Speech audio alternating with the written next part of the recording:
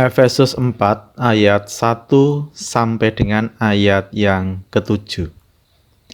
Sebab itu aku menasihatkan kamu, aku, orang yang dipenjarakan karena Tuhan, supaya hidupmu sebagai orang-orang yang telah dipanggil berpadanan dengan panggilan itu. Hendaklah kamu selalu rendah hati, lemah lembut, dan sabar. Tunjukkanlah kasih-Mu dalam hal saling membantu, dan berusahalah memelihara kesatuan roh oleh ikatan damai sejahtera. Satu tubuh dan satu roh, sebagaimana kamu telah dipanggil kepada satu pengharapan yang terkandung dalam panggilan-Mu.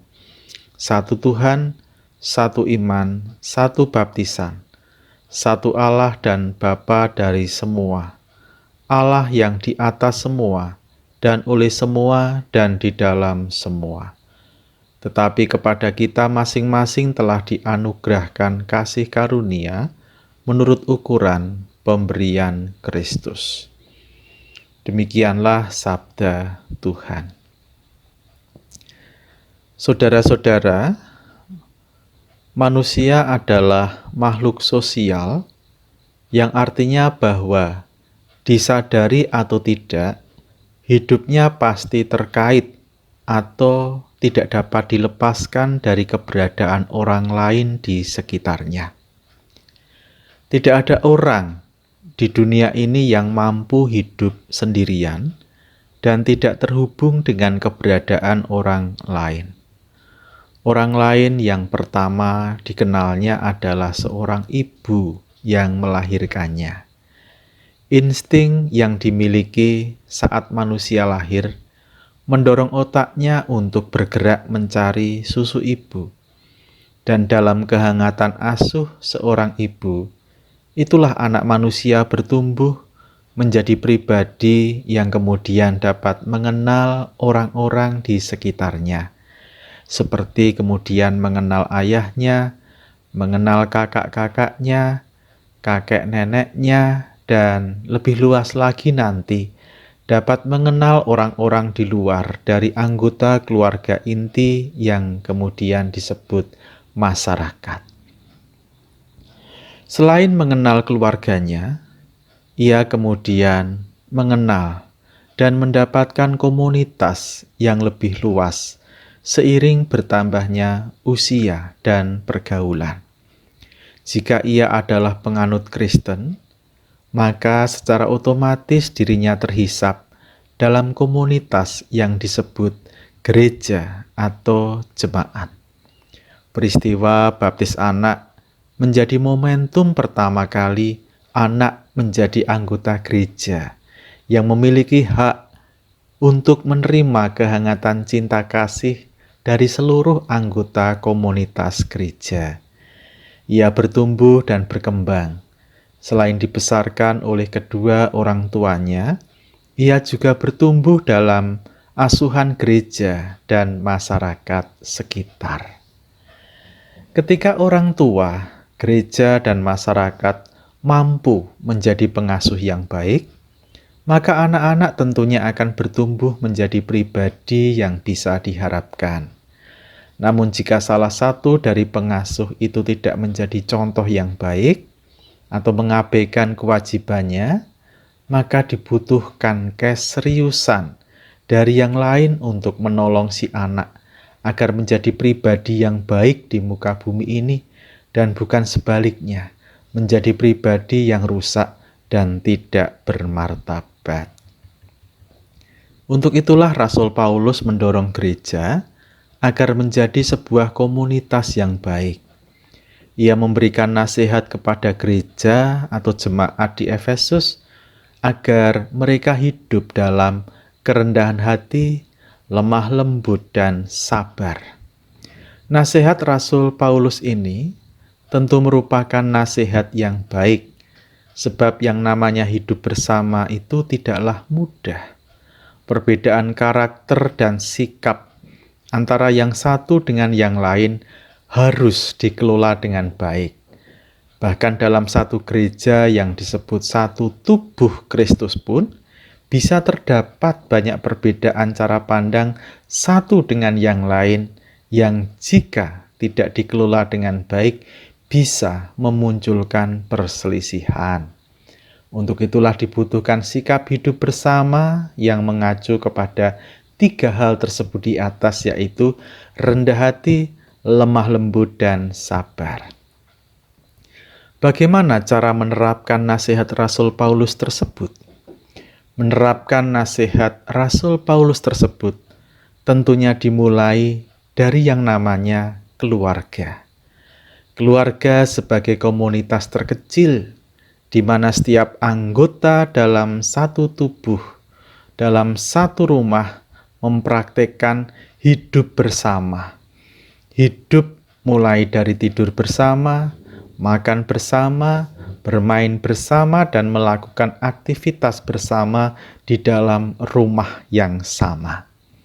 Jadi tidak mungkin seorang anggota gereja mengaku bahwa di dalam komunitas gereja dirinya sudah menjadi pribadi yang rendah hati, lemah lembut, dan sabar, namun sebenarnya tidak dilakukannya terhadap keluarganya sendiri. Memiliki sikap rendah hati, lemah lembut, dan sabar bukanlah seperti mendapatkan sesuatu yang datang secara tiba-tiba. Itu semua membutuhkan proses yang tidaklah mudah. Dimulai dari saat seseorang menemukan pasangan hidup. Ketika dua sejoli memadu janji untuk setia menjadi suami dan istri sampai mati, disitulah sikap rendah hati, lemah lembut, dan sabar mulai dipraktekkan lebih dalam lagi. Mengapa demikian? Sebab dua sejoli ini ada dalam perbedaan, namun disatukan untuk menjadi satu tubuh. Tidak lagi dua, melainkan satu. Cinta yang begitu kuat itulah yang telah menyatukan mereka. Namun cinta jika tidak disertai sikap rendah hati, lemah lembut, dan sabar, maka apa arti dari cinta? Yang pertama adalah rendah hati atau kerendahan hati. Dalam bahasa Inggris dikatakan humility. Dalam bahasa Arab tawadu. Ialah suatu sikap menyadari keterbatasan kemampuan diri atau menyadari ketidakmampuan diri sendiri, sehingga dengan demikian dirinya membutuhkan keberadaan orang lain. Dengan menyadari keterbatasan diri, maka seseorang tidaklah mengangkuh atau tidak pula menyombong. Buya Hamka pernah menyebutkan bahwa sikap rendah hati itu memiliki istilah lain, yakni tahu diri. Orang yang rendah hati tidak akan mencampuri urusan yang tidak ia pahami. Sebaliknya ia tahu membatasi diri pada bidang yang ia kuasai, yang ia ilmui. Seperti kata pepatah, bahwa orang yang merasa tahu tentang segalanya justru menandakan bahwa ia kurang pengetahuannya. Dalam praktek hidup suami istri yang katanya saling mencinta, sikap sok tahu segalanya kadang dimiliki oleh salah satu atau bahkan keduanya. Mereka lebih benar dari pasangannya. Perasaan itu muncul, merasa lebih benar dari pasangannya padahal dirinya sendiri yang salah. Merasa tahu padahal kurang beres dalam mengurus keuangan keluarga. Merasa sudah mengerti soal agama padahal tidak rutin berdoa. Merasa sudah paham menjalani hidup rumah tangga padahal sebenarnya masih banyak membutuhkan nasihat dari orang-orang yang ada di sekitarnya. Yang kedua adalah sikap lemah lembut. Lemah lembut adalah sikap yang ramah dan baik hati. Tidak pemarah, begitu menurut KBBI Kamus Besar Bahasa Indonesia.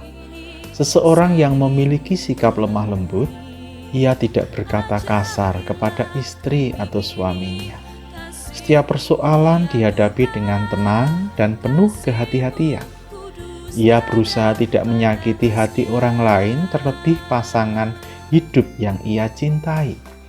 Orang yang memiliki hati yang lemah lembut bukan berarti orang yang temperamennya lemah atau lembut gerak-geriknya. Bukan, sikap lemah lembut ini bisa dimiliki oleh siapa saja, baik laki-laki ataupun perempuan, baik yang bertubuh kekar ataupun yang bertubuh kecil.